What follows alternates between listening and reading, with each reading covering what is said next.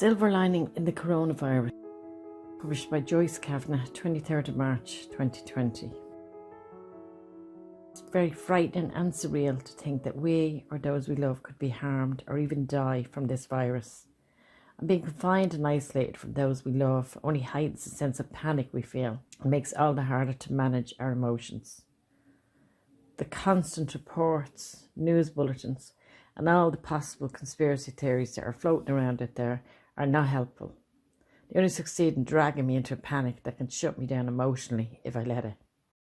I've watched my neighbours rally round, ensure no one is left alone or stranded, and even social media, that can often be very negative, is filled with positive stories of people pulling together to support one another.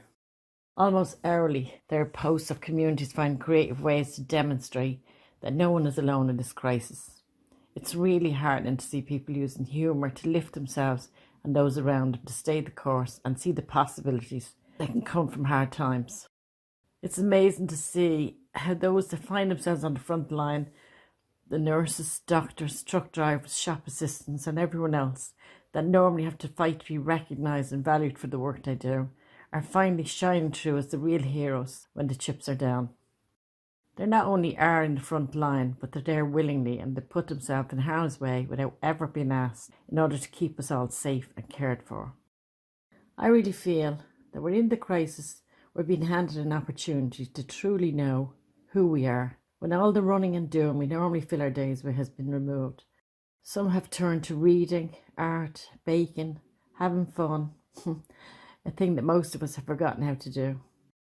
Spending genuine quality time with those we live with.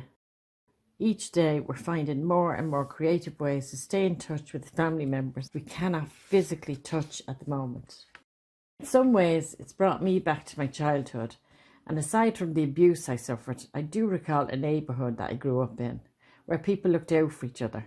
They shared what little they had, left doors unlocked, and knew without a doubt that they had someone to lean on if and when it was needed. That time has been offered again as we watch the neighbourhoods find ways to interact with the restricted guidelines. They enjoy being playful, being creative with simple everyday household items, and most importantly, never forgetting the most vulnerable in our neighbourhoods and society in general.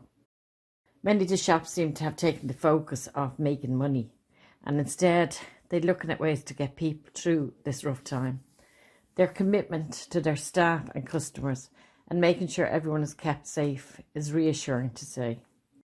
Celebrities and those in positions of influence are pulling together to lift people's spirits through music and positive messages. Again, all with the intention of letting us know we are all in this together.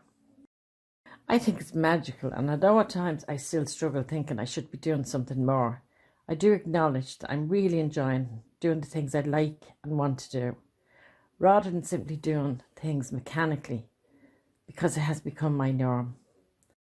It's really interesting to know that when things I previously thought vital to my life, like going to work, school, pickups, etc., when they're all removed, my world is not falling apart and life goes on regardless. I've returned to listening to music. I nearly forgot the enjoyment I got from it. I'm now taking time to develop a playlist of music that I loved throughout my childhood and teenage years. For as much as I love music, I have forgotten how it lifts my mood and my spirit. Until now, it's just another thing I put off because I was too busy with things I believed were more important.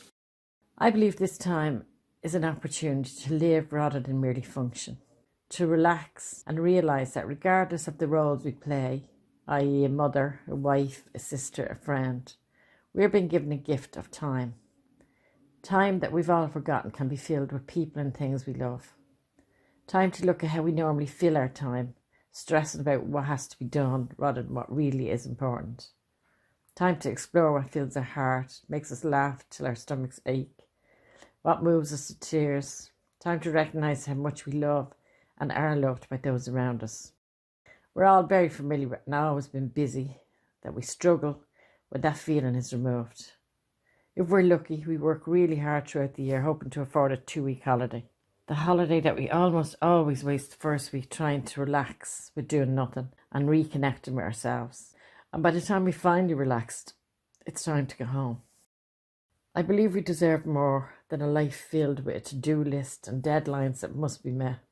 The time we spend running back and forth to work, shops, home, all without even being conscious of how we spend our days, weeks, and even years. This virus has given us the gift of time to reevaluate our lives, to look and see what fills our soul and what changes we can make to not only survive but to really live a full life of possibilities. I also believe that the gift of time has also been given to our planet, time to repair the damages we caused. Less people are running around in cars and flying in planes, polluting the air. We're reducing the toxins in the air we breathe, especially in our own towns and cities. It's also allowing rivers and lakes to heal, for fish and dolphins to swim in the lakes that were so full of pollutants that it wasn't possible before this outbreak. It's very inspiring that throughout this epidemic, communities have reconnected with what's important. We are all gaining a better understanding of who we are and what matters in our lives. We're selfless in our volunteering, our support for those in our communities that need more help, like the old and the sick. We're seeing the true heroes in our communities come to the front line on our behalf. I hope we all learn to appreciate that material things don't really matter in the end. It's the people in our lives that help us survive, and those that we survive for. We do so much better when we look out for one another. Our lives are richer, more creative, inspiring and thoughtful when we understand that supporting each other is what brings the most joy and happiness in our lives. Through these times, we're being offered a way of swapping the attitude of every man for himself to a deep understanding that we need each other, and looking out for others really feeds our souls. I hope when this is over, we all pull together and ensure that the frontline healthcare workers who are literally risking their lives for us and who in the past were undervalued and totally unsupported financially will finally receive respect and the tangible benefit that they deserve. We're now acting like we want to feel. We are acting without expectations of any returns or recognition, and we seem to realise that the only thing that matters is love. Surely our biggest fear shouldn't be will we die, but rather will we know what it's like to live before we do die. The only thing I believe the government are getting right is their constant message of doom is the one where they tell us we are all in this together. You've been listening to the Kavanagh Sisters blog posts. We hope that these blogs provide helpful information based on our personal views and experiences and encourage conversations about these topics that we cover. You can contact us on Twitter, Instagram, Facebook or directly at thekavanaghsisters@gmail.com.